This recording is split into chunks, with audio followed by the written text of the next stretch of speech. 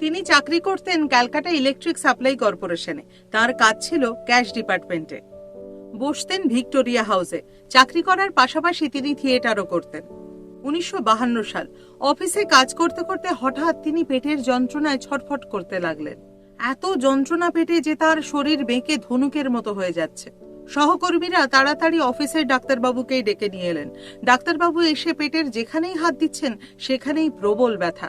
ডাক্তারবাবু ওষুধ দিয়ে বললেন 7 দিন একদম বেড রেস্টে থাকতে হবে। অগত্যা 7 দিন ছুটি। এই ছুটিটাই তো দরকার ছিল, তার কারণ পরদিন তিনি যাবেন রাধা ফিল্ম স্টুডিওতে। দিলীপ মুখার্জি পরিচালিত কেরানির জীবন ছবিতে তিনি পটলার ভূমিকায় অভিনয় করবেন।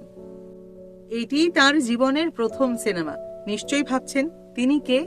তিনি হলেন বিখ্যাত অভিনেতা প্রেমাংশু বসু। আজ তবে এটুকুই, দেখা হচ্ছে পরের পর্বে।